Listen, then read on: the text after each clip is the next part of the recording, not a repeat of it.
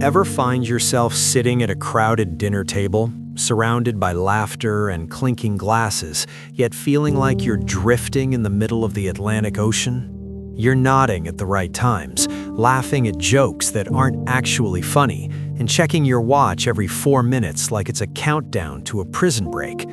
It's that heavy, hollow realization that you are profoundly alone in a room full of people. And then, one day, you just decide, no more. You stay home. You turn off your phone. You choose the quiet of your own living room over the loud, exhausting performance of fitting in. Most people call that being antisocial, or maybe even depressed. But there's a secret, sophisticated psychology behind why walking away from the wrong people is the most mentally healthy thing you'll ever do. Today, we're looking at what happens to your brain and your soul when you decide that being alone is infinitely better than being in bad company. First, let's talk about the emotional auditor. This is the version of you that finally looks at your social circle like a bank statement and realizes you're deep in the red. Imagine a Friday night where you're invited to a party with friends who mostly talk over you, subtly belittle your wins, or spend the whole night gossiping about people you actually like. In the past, you would have gone just to avoid the FOMO, the fear of missing out, but the auditor has a breakthrough. Psychologically, this is the moment your brain shifts from seeking external validation to protecting your emotional bandwidth. When you're in bad company, your amygdala, the brain's alarm system, is always on low-grade yellow alert. You're scanning for insults, managing your mask, and performing a version of yourself that feels safe for the group. When you choose loneliness, that alarm finally shuts off. The relief you feel isn't just peace, it's your nervous system finally exiting a state of chronic social stress.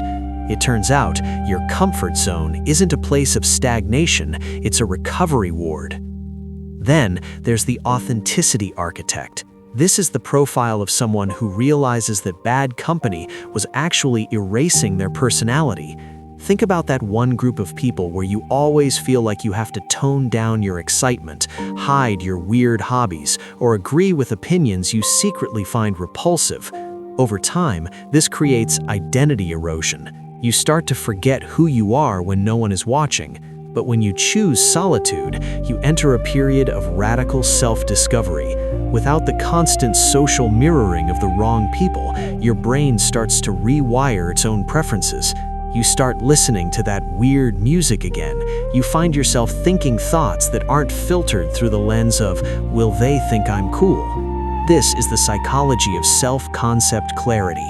By removing the distorted mirrors of bad company, you finally get to see your own reflection clearly for the first time in years. It's a bit lonely, sure, but it's the only way to build a life that actually fits you. But here's the twist. We have to look at the Paradoxical Stoic. This is the person who discovers that being alone is actually the cure for loneliness.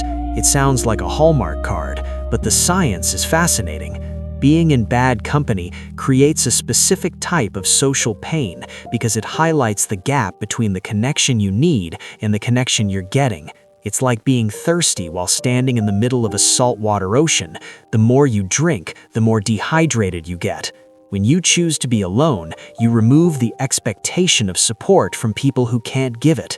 Psychologically, this reduces the friction in your mind. You stop being disappointed, you stop feeling rejected because you've already accepted that this group isn't your tribe. You move from a state of lonely among others to solitude within yourself. One is a tragedy, the other is a power move. Then we encounter the High-Standard Gatekeeper. This is what happens after you've spent enough time in your own company to actually like it.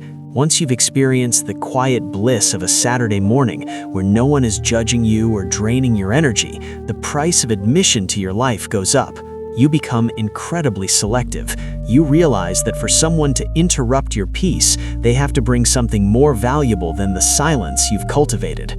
This isn't about being arrogant or elitist, it's about social baseline theory.